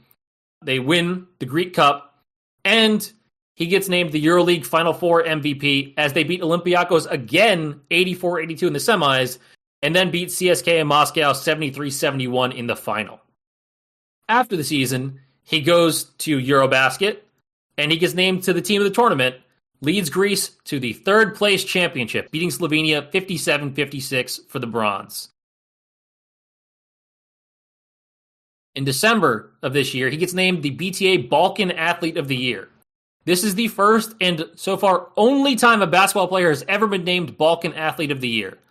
It used to usually go to Olympic sports for the longest time, so Nadia Comaneci won 3 times, but Novak Djokovic has had a stranglehold on it for the past decade and a half. He's won 8 of the past 13, but Vassilis still the only ever basketball player to win it. After winning another league title in 2009-2010, he makes the dangerous move to go to Olympiacos. Remember, there's 2 big Greek teams. They hate each other. They're the only ones who win anything. And after winning everything with one of them, he has now gone to the other. And he's just as great with them. In 2011-2012, he wins MVP, takes them to the finals against Panathinaikos. Decisive Game 5, he leads all scorers with 24 as they win 82-76 in Piraeus to win the championship. At the EuroLeague, they beat CSKA Moscow and AK-47. They were down 61-60 with just seconds to go. CSKA misses 2 free throws. Vassilis gets the ball, drives to the basket. He's so dangerous, 4 defenders collapse in on him, and he just makes an easy pass to the wing, and we get a floater from Georgios Printezis at the buzzer to win the EuroLeague for Olympiacos. He has now won EuroLeague with both Panathinaikos and Olympiacos. Vassilis gets named EuroLeague Final Four MVP for the second time. Next year, Olympiacos goes back-to-back in the EuroLeague. Vassilis wins both the regular season MVP for the first time and the Final Four MVP for the third time, tying him with Tony Kukoc for most ever. And in the championship, he leads all scorers with 22 as they beat Real Madrid 100-88.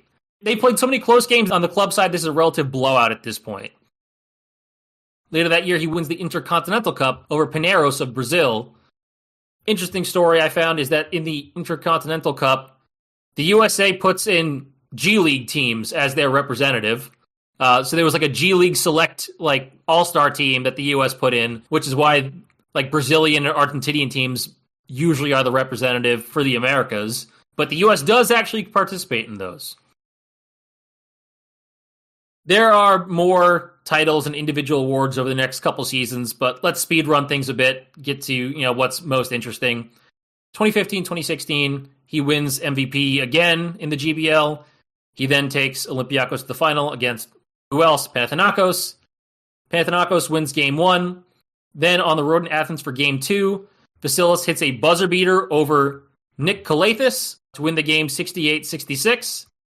After a Game 3 win, where he scores 11 points in the last 3 minutes to eke out a close 5-point 77-72 victory. They go back on the road to Athens, game 4. This time, down 2 in overtime. He hits a step-back 3 with 1 second left to win the championship. In Greece, this is just known as the shot. And having 2 all-time shots in one series is wild, but it's less wild when, again, as I noted, his aforementioned nickname was Kill Bill. This is because this is his thing. I found 2 different compilations of his insanely clutch shots. One that was just the top 10 that rivals any basketball player I've ever seen, and one that was 25 minutes long, pretty much solely of buzzer beaters. After this, he becomes the EuroLeague all-time leader in assists. He becomes the GBL's all-time leader in point scorers and assists. Gets named to the EuroLeague All-Decade team and the number 1 overall EuroLeague player of the decade for 2010 through 2020. In September 2021, when he was 39, he officially retires. And this ends his career with 7 Greek League titles, 4 Greek Cups, 5 Greek MVPs, 4 Greek Finals MVPs, 3 EuroLeague titles, 3 EuroLeague Final Four MVPs, and 1 EuroLeague regular season MVP. At this point, he's still the career points and assists leader for the GBL, although some guys are close, so they might break that in the next couple of years. And he also scored 4,872 points in Euro competitions, which is important because it was second most ever, only 32 points behind Nikos Galis with his 4,904 career points. And he was asked to stay on just to beat it, and he said that he just wanted to spend time with his family. It was more important to him. So Greece has both number 1 and number 2. But this topic, as you said, James, is about grass not being greener. So let's go back to that ill-fated NBA move that he was so excited about and became such a terrible experience for him. Later in his career, he has a lengthy interview where he speaks about, what went so wrong this time there. And he said, quote, "I believe I was in the wrong time in the wrong place. Unfortunately, I had never spoken with Coach Van Gundy before signing to Houston. I had only conversations with the GM who was really interested in me. When I arrived, the first thing I heard was that I'm a rookie, so I will not play at all and they're not counting on me. I wasn't in the plans of the coach. I was left on the side. It was just a bad situation. The team leader was T-Mac, there was also Rafer Alston, and the coach didn't believe that I could contribute some minutes in the rotation. He didn't know me as a player. To be exact, the coach didn't have the slightest idea about European basketball and European players. I felt really bad, like I was tricked. I was already a pretty good player in Europe. The first thing coach said to me in my very first day in Houston was, 'I don't know you. You will not play. You are out.' The next summer, Coach Alman came to the team, called me 3 times, and we had some good conversations. I appreciated the gesture. And then he gets asked about the Spurs because, again, they tried to get him to come after they traded for his rights. And he said, 'I met Tony Parker in a pre-Eurobasket warm-up in France. We knew each other pretty well since we were really young and competing for the junior national teams. He said to me that it'd be good to stay with the Spurs and play together. However, I was not in the mood to think about it.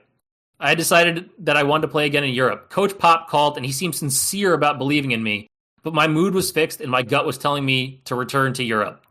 So in another world, if the Spurs get him first, we could have been talking about Spurs legend and backcourt mates of Tony Parker and Vassilis Spanoulis.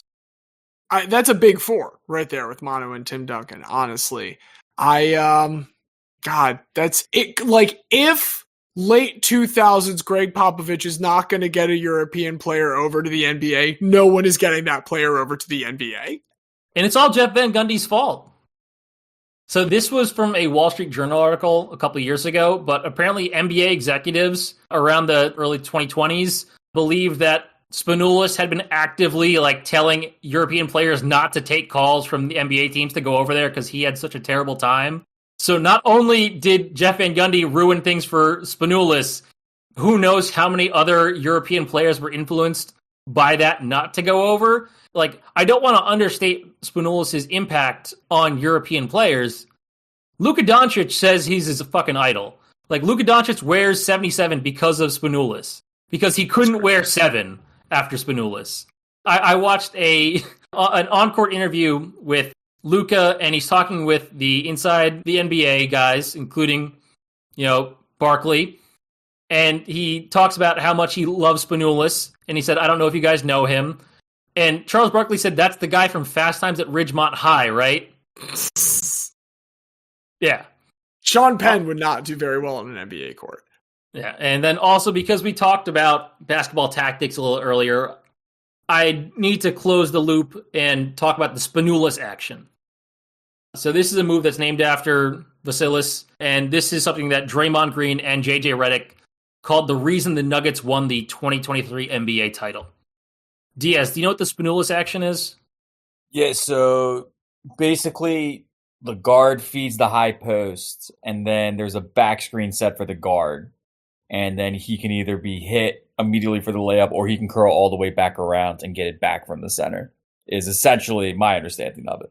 It's mostly the latter. The Spanoulis action is really defined as hand off the center, center's at the top, guard goes around the wing, cuts up through the center, and then gets the dribble handoff from the center, who then puts a screen out, leaving a wide open three. Joker and Jamal Murray became experts at pulling this off, to the point where I've just found compilations of the Nuggets doing it, which makes sense. I mean, Joker is got to be the perfect center to do that with. So you're saying it's all Spanoulis' fault? You know what? I like the Nuggets. I like Joker, They're and fine. It wouldn't surprise. He's also a European guy who probably grew up watching Spanoulis, so I'm not surprised in any way. Jokic is a Spanoulis merchant. I think we can say that. Yeah, we can say that, and no one can know what we're talking about. But yeah, so that's Vassilis Spanoulis. That's Kill Bill. Possibly one of the greatest Europeans of all time, who inspired both Luka and Giannis, who also says he's his idol, which I guess shouldn't be surprised given that. And Jeff Van Gundy kept us from enjoying him in the NBA, because as excited as he was to make his mark in the biggest league in the world, the grass is not greener in Houston. That is my understanding. I don't know of it to be a particularly green place. These are three great guys who know a lot about grass. Two of them are going to get put out to pasture, unfortunately, but one is going to get to make the transition from grass into the carpet of the hall. Where are the two you lean in early on? I mean, I'm biased. I told you how much time I spent trying to find a guy for this. And to find someone who Jeff Van Gundy, made so afraid of America that he just left and never came back and told others never to come to America, that's pretty good. I do hate Jeff Van Gundy. I just want to mention some other parts of the Jeremiah Trotter thing that kind of just cross over. Yeah. Great nickname. We've done that before. Axeman is a good nickname. Axeman is a great nickname. The reason for a rule, the DMZ in the NFL would not exist if not for Jeremiah Trotter. I do feel like, much like a half sack on defense, he should get a half rule for that. He still has a half rule for that. It is him and Mathis. For sure. Right. It's not the Tucker. Why am I forgetting the first name? Tucker and Defender. Yeah. Yeah, exactly. So I'll accept for just a half rule there. But for me, this was just a fun to learn more about Jeremiah Trotter. I loved him growing up. I just loved him because he was good at football and he did the axe chop thing. But learning the deep significance behind it, seeing how much he truly did realize it was came to Philadelphia, loved it, got mad at the contract, left, and then kind of was oh wait, shit, I actually love Philadelphia, to the extent that his son said, we're staying home when they got drafted. I guess we had our own discussion about this beforehand of okay, what exactly does this category mean? Do they have to go back to where it was? And I feel like Trotter, with his career arc, was the person who most consciously said, oh wait, shit, the grass was actually great in this specific place. I need to go back there. So I think your two are the strongest. And again, this was a weird category. I think you both did phenomenal jobs with it. Both very much kind of what I was envisioning. So enjoyed both stories. Much affection for Doug Mirabelli. I will totally acknowledge that he fully fits his category. Much of this is just I love the story of him getting back to Boston so much, man. It's really hard for me to think that something about that is heartwarming with everyone involved. That's a meteor game to me. That's please let this stadium be wiped from the face of the earth game to me. But god damn it, if that is not just a little bit heartwarming. Less than a half hour between wheels down to behind home plate is pretty 22 insane. minutes. 22 minutes, jeez. But with that being said, I do think Trotter and Vassilis Spanoulis, are two here. Here is what I will say for Spanoulis. That is some incredibly rotten grass. Deeply, deeply, deeply rotten grass. The reason that I struggle just the tiniest bit for this category, if he had gone from Panathinaikos to Olympiakos, and that had also gone badly, I think he runs away with it. I think he's absolutely lapping the field at that point.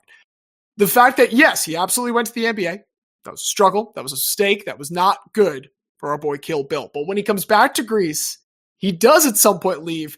The grass is at least as green at Olympiakos. As long as he's in Greece. As long as he's in Greece, the grass is green. Yeah, like outside of Greece, the grass is not green at all. I had not thought to go internationally with this at all, for whatever reason. That just hadn't occurred to me. And I absolutely loved the choice that you made on that. I think he balances it out a little bit within his career going to the Olympiakos. And the fact that both times that our boy Jeremiah Trotter leaves Philadelphia, goes anywhere else for any amount of time, does find a way to manage to come back because of the Kelly greenness of it all, too. The midnight greenness at that time. My apologies. Right. The midnight green. God, if only he had gotten to taste that Kelly greenness, that would just be a delightful cherry on this. However, even without a cherry, I think the Sunday that I pick here is the Jeremiah Trotter Sunday.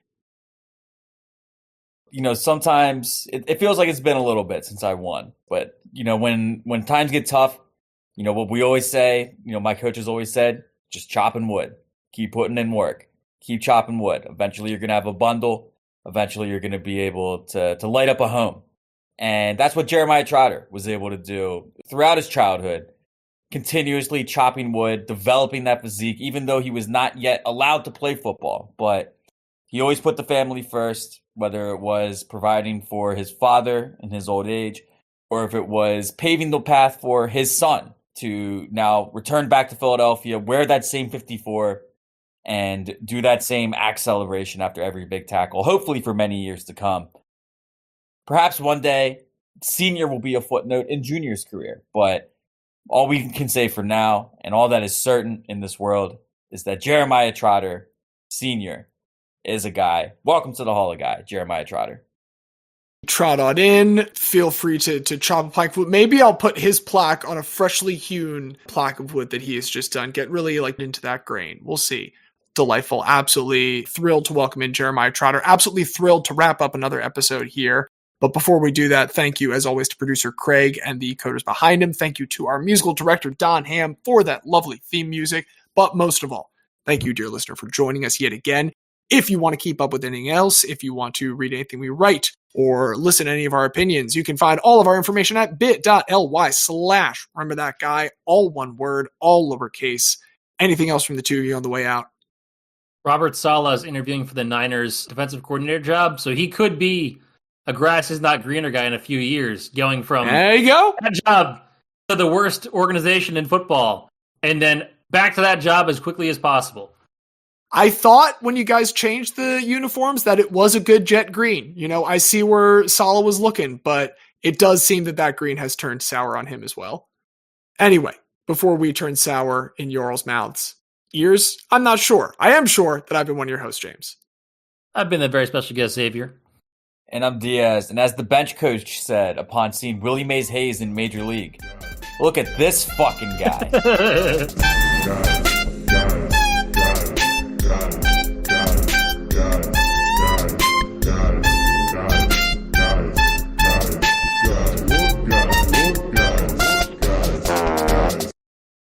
Ben Roethlisberger picking us is one of the most brilliant pieces of psychological warfare I've seen in the world of sport in a long time, because every single Ravens fan feels horrible about it. No, it's not good energy. It's like it took me a while to get over that with Troy Aikman and just view him as he's Troy Aikman, the announcer, before he's Troy Aikman, the Cowboys quarterback at this point. And Roethlisberger, I don't know if he'll ever get to the point where you don't first think Steelers quarterback. Was doing a different job. This is just his podcast about, hey, I'm Ben Roethlisberger, which means he's still just the fucking Pittsburgh quarterback. Right. Every fucking athlete. Dude, there's ninth man off the bench NBA players that have their own podcasts. Like B-Ball Paul has his own podcast. Like, why? And none of them are as good as ours. It's incredible. Not even close.